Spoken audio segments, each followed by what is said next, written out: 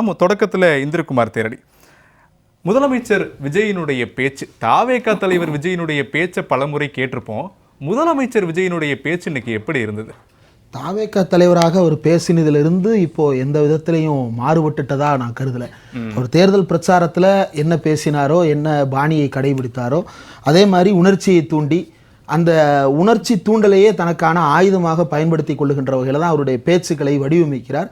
வெப்பனைசிங் அப்படின்ற மாதிரி தான் அவர் மக்களை பயன்படுத்துகிறார். இன்றைக்கு அவர் பேசின பேச்சில் முதலமைச்சராக இந்த தமிழ்நாட்டு மக்களுக்கான வாக்குறுதிகளையோ அல்லது எப்படி செயல்பட போகிறேன் என்ற பிரகடனத்தையோ வைக்க வேண்டிய முதலமைச்சர் விஜய் என்ன செய்திருக்கிறார் என்றால், இப்போது நடைபெற்று இருக்கக்கூடிய கொஞ்சம் பிரச்சனைக்கும் கூட கடந்த காலத்தில் திமுக செய்துவிட்டு போனது தான் காரணம் அப்படின்னு சொல்லி, அதே எப்படி மோடி 11 ஆண்டுகளாக பெஞ்சு தேய்த்து கொண்டிருக்கிறாரோ அதே காரணங்களை இன்றைக்கு முதலமைச்சர் விஜயும் பேச தொடங்கி இருக்கிறார்.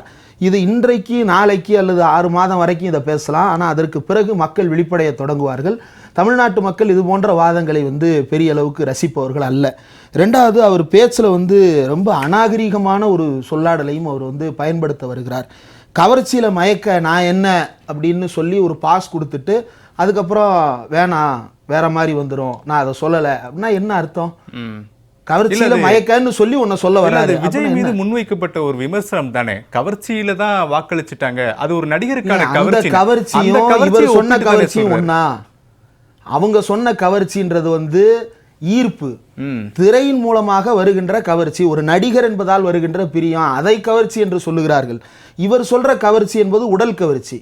திரை கவர்ச்சியை பற்றி பேசினால் இவர் உடல் கவர்ச்சிக்கு அதை திசை திருப்புகிறார் என்றால் அது அநாகரிகமான சிந்தனை முறை. இதை முதலமைச்சராக அவர் பேசுவது ரசிக்கத்தக்கது அல்ல. இல்ல இந்திரகுமார் தேரடி, இப்போ உடல் கவர்ச்சி அப்படின்ற வார்த்தையை நீங்க எப்படி இணைக்கிறீங்க? எந்த அடிப்படையில விஜய் பேச்சுல இருந்து அந்த ஒரு பாயிண்ட் எடுத்து விஜய் என்ன அடிப்படையில சொல்ல வந்தாரோ அதே அடிப்படையில நான் சொல்றேன். அவர் ஏன் அதை தடுத்து அவர் தன்னைத்தானே கட்டுப்படுத்துற மாதிரி ஒரு துணியை காட்டுறாரு இல்லையா? ஏன் அந்த வார்த்தையை உன்னை சொல்ல அதை சொல்லாம அவர் நிப்பாட்டுறாரு? சரியான வார்த்தையா இருந்தா முழுமை பெற்றிருக்கலாம்ல. அப்ப சரியான வார்த்தை இல்ல, ஆனா அதை மக்கள் மத்தியில அந்த வார்த்தையை உலாவ உடனுன்றதுக்காக தேவையில்லாத ஒரு வார்த்தையை அநாகரிகமான ஒரு வார்த்தையை எதற்காக மேடையில பேச நிறுத்தணும்? அது ரொம்ப அபியூசிவான ஒரு வேர்டை சொல்ல வந்திருக்கிறாரு. அது ரொம்ப ரொம்ப தப்பானது. முதலமைச்சராக அவர் இனிமேல் இது போன்ற விஷயங்களை எல்லாம் தவிர்க்கணும். ரெண்டாவது, இந்த ஆட்சியில் நடைபெற்று இருக்கக்கூடிய பல்வேறு விவகாரங்கள் பற்றி பேசியவர் ரொம்ப லாவகமாக என்ன பண்ணியிருக்கிறாருன்னா, தன் மீது வைக்கப்பட்ட விமர்சனங்கள்ல திமுக தரப்புக்கு எதுவெல்லாம் பதிலாக அமையுமோ அதை மட்டும் பேசியிருக்கிறாரே தவிர பாஜகவிற்கு எதுவெல்லாம் பதிலாக அமைய வேண்டுமோ அதை பற்றி எல்லாம் அவர் பதில் பேசவில்லை. உதாரணத்திற்கு அவர் பாலியல் வன்கொடுமை சம்பவங்களுக்கும் சட்ட ஒழுங்கு பிரச்சனைகளுக்கும் என்ன காரணம் சொல்றாருன்னா, திமுக ஆட்சியிலே போதை அதிகரித்து விட்டது அப்படின்றத ஒரு பதிலாக முன்வைக்கிறாருல்ல. பிஜேபிக்கு சொல்ல வேண்டிய விஷயங்கள்னு ஒன்று சில இருக்குல்ல. பிஎம் ஸ்ரீ திட்டத்தில் கையெழுத்து போட சொல்லி ஒரு சர்க்குலர் வந்திருக்குது, அதுக்கு இன்னைக்கு பதில் சொல்லலை. வந்தே மாதரம் பாடலை பாஜக ஆளும் மாநிலங்களே பாடாத போது இங்கே ஏன் பாடினீங்கன்ற கேள்விக்கு பாஜகவை நோக்கி ஒரு பதில் சொல்லணும், அந்த பதிலை சொல்லலை. அப்போது ரொம்ப தெளிவாக பாஜகவை தள்ளி வைத்து விட்டு திமுகவை மட்டும் அவர் கார்னர் பண்ணுறதற்கு காரணம் திமுகவினுடைய பொசிஷனை தான் எடுத்துக்கணுன்றது ஒன்று. ரெண்டாவது, பாஜக எதிர்ப்பு அப்படின்றதை பேசும் பொழுது நிறைய நெருக்கடிகளை சந்திக்க வேண்டிய சூழல் வரும். அந்த நெருக்கடிகளை சந்திப்பதற்கு அவர் தயாராக இல்லை. உதாரணம், வந்தே மாதர விவகாரத்தில் இவர் பிரதமர் மோடியிடம் போய் விளக்கம் கேட்டிருக்கிறார். ஏன் இதே மாதிரி வந்தே மாதரம் கட்டாயப்படுத்துறாங்கன்னு உச்சநீதிமன்றத்தில் ஒருத்தர் வழக்கு தாக்கல் செய்தார். அந்த வழக்கை விசாரித்த உச்சநீதிமன்ற நீதிபதிகள் இதை எப்படி நாங்கள் கட்டாயப்படுத்தினதா எடுத்துக்கிறது? ஒரு விஷயத்தை கட்டாயப்படுத்துறாங்கன்னா அதுக்கு ஒரு தண்டனை விதிக்கணும். அதை செய்யலை அப்படின்னா என்ன கான்சிக்வன்சஸை ஃபேஸ் பண்றீங்கன்னா அந்த சட்டத்தில் இருக்கா? இல்லை. அப்போ வந்தே மாதரம் பாடுவதாக வெளியான சர்க்குலர் கட்டாயம் இல்லை என்று சொல்லப்பட்டிருக்கிறது உச்சநீதிமன்றத்தால். அப்ப கட்டாயம் இல்லாத ஒரு விஷயத்தை இவர் கட்டாயம் என்று கருதி கொண்டு பிரதமரிடம் போய் ஏன் கேட்கிறார்? அதற்கு அடிப்படையில பொருளே இல்லை. நேற்றைக்கு புதுக்கோட்டையில திருப்பரங்குன்றம் தொடர்பாக அறக்கழகம் தவம் என்பவர் இயக்கிய ஒரு ஆவணப்படம், தவம் தமிழ்தாசன் 2 பேரு, இந்து முன்னணி நிர்வாகிகள் என்ன பேசினாங்கன்றது உட்பட பதிவு செய்து 2 தரப்பு கருத்துக்களையும் எந்த விதமான நடுநிலையும் தவறாமல் பதிவு செய்து அந்த ஆவணப்படத்தை போலீஸ்காரர்கள் திடீரென்ற அரங்கத்திற்குள் புகுந்து தடுத்து நிறுத்தி அவங்க வேற ஒரு அரங்கத்துக்கு மாற்றி அங்கேயும் போலீஸ்காரங்க என்ன சொல்றாங்கன்னா, இது மேலிட உத்தரவு, நீங்க இந்த டாக்குமெண்ட்ரியை ஸ்கிரீனிங் பண்ணக்கூடாது, அது ஏற்கனவே வெளியிடப்பட்ட ஆவணப்படம், சிபிஐ, சிபிஎம், விசிக என்று எல்லா கட்சியினுடைய தலைவர்களுடைய செயலாளர்களும் வெளியிட்ட படம், அனைவரும் பார்த்த படம், எல்லா மூத்த ஊடகவியலாளர்களும் வெளியிட்ட படம். அந்த படத்தை யூடியூப்ல பப்ளிக்ல இருக்கிற ஒரு படத்தை ஸ்கிரீன் பண்றதுக்கு ஏதாவது கோர்ட் தடை கொடுத்திருக்கா? கிடையாது. ஏதாவது போலீஸ் வந்து ஆர்டர் கொடுத்திருக்காங்களா? கிடையாது. தமிழ்நாடு கவர்மெண்ட் ஏதாவது ஆர்டர் கொடுத்திருக்கா? கிடையாது. ஆனா அதை ஸ்கிரீன் பண்ண கூடாதுன்னு நேத்து காவல்துறை மேலிட உத்தரவுன்னு சொல்றாங்க. யார் அந்த மேலிடம்? எதன் பெயரால் தடுக்கப்பட்டது? அப்ப இது மாதிரியான மக்களை பாதிக்கின்ற விஷயங்கள் கூட்டு குர்பானி வாழ்த்து ஆளுநர் மாளிகையில் நிகழ்ச்சி நடைபெறும் போது ஆளுநர் மாளிகைக்கு உட்பட்டு ஏற்பாடுகள் செய்யப்படும். இன்னைக்கு விஜயோடைய கூட்டத்தில் கூட முதல் கூட்டம், அதுல கூட தமிழ் தாய் வாழ்த்து தானே முதல்ல பாட. இது கட்சியினுடைய கூட்டம். நீங்க வந்து ஆளுநர் மாளிகையில ஏன் வந்தே மாதரத்தை முதல்ல பாடினாங்க?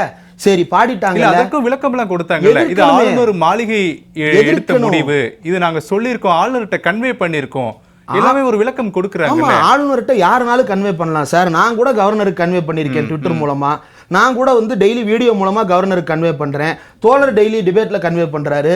சார் டெய்லி தன்னுடைய பத்திரிகையில கன்வே பண்ணுவாரு. இப்படி யாருனாலும் கன்வே பண்ணலாம் சார். கண்டனம் தெரிவிப்பதற்கும் எதிர்ப்பதற்கும் தானே உங்களை அனுப்பி இருக்கிறோம். வள்ளுவருக்கு காவி உடை போட்டிருக்கிறாங்க.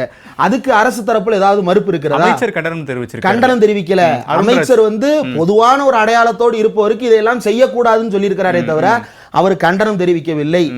ஆளுநரிடம் மென்போக்கை கையாளுகிறார்கள். இது வந்து எவ்வளவு நாள் இந்த மென்போக்கை கையாள போகிறார்கள்னு தெரியல. இப்ப நாளைக்கு ஆளுநர் மாளிகை என்ன சொன்னாலும் தாவேகாவோட ஸ்டாண்டே தேர்தல் வாக்குறுதிகள்ல ஆளுநரே தேவையில்லை அப்படின்ற ஸ்டாண்டு. அப்ப நீங்க சொல்றதுக்கு ரெண்டுக்கும் வித்தியாசம் இருக்கு. ஆளுநரோடு மென்போக்கான சூழலை கையாளுறாங்க, ஆனா ஆளுநரே தேவையில்லை அப்படின்றத ரெண்டு ஸ்டாண்டுக்குமான வித்தியாசமே அதிகம் இருக்கு. ஆளுநர் தேவையில்லை. கவர்மெண்ட் ஃபார்ம் பண்ணி 1 மாசம் ஆச்சுல, கவர்னர் தேவையில்லைன்னு என்னைக்காவது சொன்னாங்களா? அதை பத்தி ஏதாவது பேசியிருக்கிறாங்களா? இல்லை. இது சம்பந்தமாக பேசும்போது திரு அருண்ராஜ் ஐஆர்எஸ், இன்றைக்கு அமைச்சராக இருக்கக்கூடிய அருண்ராஜ் அவர்களோ, அமைச்சராக இருக்கக்கூடிய இருமொழி கொள்கையை பற்றி பேசிய ராஜ்மோகன் அவர்களோ, யாராவது ஒருவர் கவர்னர் என்ற பதவியின் மீதே எங்களுக்கு உடன்பாடு இல்லை இன்னைக்கு யாராவது பேசியிருக்கிறாங்களா? ஏன் பேசல? அதெல்லாம் சொல்லியிருந்தாங்க அப்படின்னா நான் ஏன் விமர்சிக்க போறேன்? அதை சொல்லலையே. இதுல இது எல்லாத்தையும் தாண்டி இஸ்லாமியர்கள் தங்களுடைய பண்டிகை காலத்தில் ஆடு வெட்டுவதும் மாடு வெட்டுவதும் அன்றைய பண்டிகை காலங்களில் கொண்டாடப்படுவது தான். ஆனால் பண்டிகை காலத்தில் கூட அவங்க வந்து அவங்களுடைய இடங்களில் வந்து மாடு வெட்டி சாப்பிடக்கூடாது அப்படின்னு கோர்ட் ஒரு ஆர்டர் போடுகிறது. அதை எதிர்த்து இப்போது வரைக்கும் பேசலை. யாரை அனுப்புகிறாங்கன்னா ஐயுஎம்எல் மினிஸ்டர் அனுப்பி நாங்கள் மேல்முறையீடு செய்ய போகிறோம். மேல்முறையீடு என்னைக்கு சொல்லியிருக்கணும்? இந்த ஆர்டர் வந்த உடனே இம்மீடியட்டாக நீங்கள் மேல்முறையீடு பண்ணியிருக்கணும். ஏன் இவ்வளவு நாள் கழிச்சு குர்பானி பக்ரீத் எல்லாம் முடிஞ்சதுக்கு பிறகு ஏன் சொல்கிறீங்க? அப்போ பாஜகவின் பக்கம் ரொம்ப மென்போக்கையும் சாய்மானத்தையும் இந்த அரசு, தாவேக அரசு காட்டுகிறது. மோடியினுடைய சாயலில் இன்றைக்கு முதலமைச்சர் விஜய் பேசியிருக்கிறார். திரு இந்திரகுமார் தேரடி, இப்போ தேர்தலுக்கு முன்பு விஜயினுடைய ஒரு முக்கியமான அம்சம் அப்படின்னா 2 பேருக்கு இடையில தான் போட்டியே. ஒன்று டிஎம்கே, இன்னொன்று டிவிகே அப்படின்னு சொல்லி. தேர்தல் முடிவடைந்து விட்டது, ஆட்சியும் அமைத்து விட்டார்கள். இன்றைய பேச்சிலும் கூட டிஎம்கே மட்டும்தான் எங்களுக்கு முதல் எதிரி, பார்க்கும்போது எங்களுக்கு எதிர்க்கட்சியாக இருக்கிறாங்க, மற்ற யாருமே அல்லு சில்லு அப்படின்ற ஒரு வார்த்தையை பயன்படுத்துகிறார். யார் இடையில வந்தாலும் நிர்வாகம் பொறுப்பல்ல அப்படின்ற ஒரு விஷயத்தையும் சொல்கிறார். என்ன சொல்ல வருகிறார் தேர்தல் முடிவுகளுக்கு பிறகு விஜய்?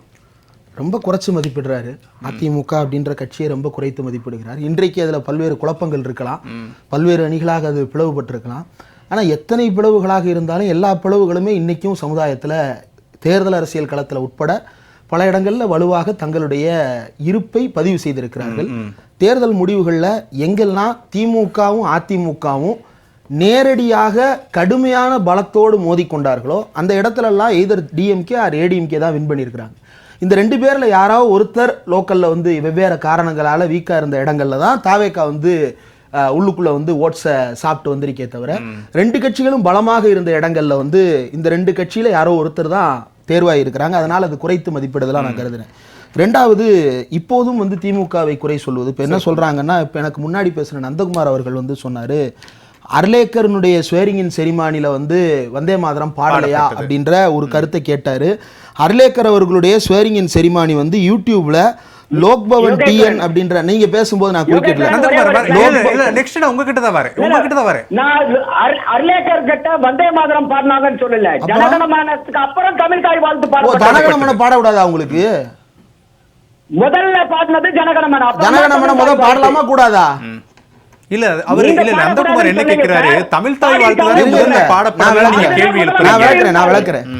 அதாவது தமிழ்நாட்டில் வந்து ஒரு மரபு இருக்குது. என்னது? தமிழ்நாடு அரசு நிகழ்ச்சிகள் எல்லாவற்றிலையும் தொடக்கம் தமிழ்தாய் வாழ்த்து, நிறைவு தேசிய கீதம் அப்படின்றது தமிழ்நாடு அரசு நிகழ்ச்சிகளினுடைய மரபு. ஆளுநர் மாளிகைக்கு ஒரு மரபு வச்சிருக்கிறாங்க. அங்க வந்து தேசிய கீதம் தமிழ்தாய் வாழ்த்து ரெண்டும் பாடி தொடங்குவாங்க, முடிக்கும் போது தேசிய கீதத்தோட முடிப்பாங்க. இதுக்குள்ள நம்ம என்னைக்குமே டிஸ்பியூட் ரைஸ் பண்ணது கிடையாது. சட்டப்பேரவையில வந்து அவங்க தேசிய கீதத்தை முதல்ல பாடுங்கன்னு சொல்லும் போதுதான் எங்க பேரவையினுடைய மரபை நாங்க மீற முடியாதுன்னு நாம சொல்றோம். எப்படி பார்லிமெண்ட்டுக்கு ஒரு மரபு கன்வென்ஷன் இருக்கோ, பேரவைக்கு ஒரு மரபு கன்வென்ஷன் இருக்கு.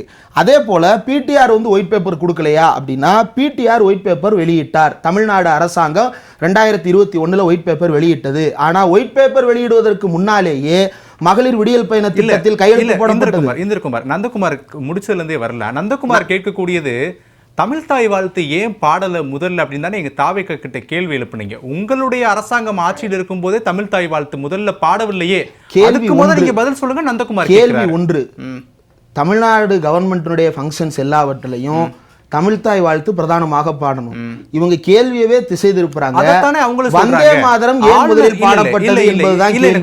எனக்கு புரிஞ்சிருச்சு. அதைத்தானே நந்தகுமாரும் சொல்றாரு. ஆளுநர் மாளிகையில பதவியேற்பு விழா நடத்தப்பட்ட போது கான்செப்டே புரிஞ்சுக்கிட மாட்டீங்களே. தேசிய கீதம் பாடுறதுல யாருக்கும் மாற்று கருத்து இல்ல. அதை முதல்ல பாடுறது ஆளுநர் மாளிகையில தேசிய கீதம் முதல்ல பாடுவாங்க. சட்டப்பேரவையிலேயோ தமிழ்நாடு அரசு நிகழ்ச்சியிலேயோ தமிழ்தாய் வாழ்த்தை மட்டும் முதல்ல பாடுவாங்க. ஆளுநர் மாளிகையிலே தமிழ்தாய் வாழ்த்தையும் சேர்த்து தான் பாடுவாங்க. அனௌன்ஸ்மெண்ட்டே எப்படி வரும் அப்படின்னா, நேஷனல் ஆந்தம் ஃபாலோட் பை தமிழ்தாய் வாழ்த்து அப்படின்னு தான் அனௌன்ஸ்மெண்ட்டே கொடுப்பாங்க. தனியா பிரிக்க மாட்டாங்க. ஆனா வந்தே மாதரம்னு ஒரு பாட்டு ஏன் முன்னாடி வருது? அந்த வந்தே மாதரம் பாட்டு இந்துத்துவ பாட்டு, இஸ்லாமியருக்கு எதிரான பாட்டு. அதை திசை திருப்புவதற்காகத்தான் வேண்டுமென்றே இவர்கள் திசை திருப்புகிறார்கள். அடுத்ததா நிதி நிலைமை குறித்து வரும்போது, தமிழ்நாட்டினுடைய ஸ்டேட் ஓன் இவங்க கடனை பத்தி சொல்றாங்கல்ல, என்ன நிலைமையில விட்டுட்டு போனீங்கன்னு. எடப்பாடி பழனிசாமி அவர்களுடைய ஆட்சி காலத்துல 2020 தமிழ்நாட்டின் சொந்த வரி வருவாய் எவ்வளவு அப்படின்னா 1,16,000 கோடி. 2026 2,20,894 கோடி தமிழ்நாட்டினுடைய சொந்த வரி வருவாய். இந்த வரி வருவாய் உயர்ந்தது எப்படி? அதை பத்தி பேச போறாங்களா? சரி, இதெல்லாம் தாண்டி விவசாயிகளை பத்தி பேசுறாங்கல்ல. போன அரசாங்கத்தில் 83,64,000 விவசாயிகளுக்கு 69,457 கோடி ரூபாய் பயிர்க்கடன் தள்ளுபடி, வட்டி மானியம், வட்டி ஊக்கத்தொகை மட்டுமே 3,000 கோடி ரூபாய் கொடுக்கப்பட்டிருக்கு. இது எப்படி கொடுத்தாங்க? இந்த அரசாங்கத்தால முடியலன்னா போன அரசாங்கத்தால முடியாம இருந்திருக்கணும்ல. அவங்க கொடுத்தாங்கல்ல. அப்ப இப்ப சாக்கு போக்கு சொல்றாங்க. இவர்கள் வெள்ளை அறிக்கை என்று சொல்லுவது கொடுத்த வாக்குறுதிகளை நிறைவேற்றாமல் தள்ளி போடுவதற்கு தானே தவிர நிதிநிலை என்ற காரணம் மோசடியானது.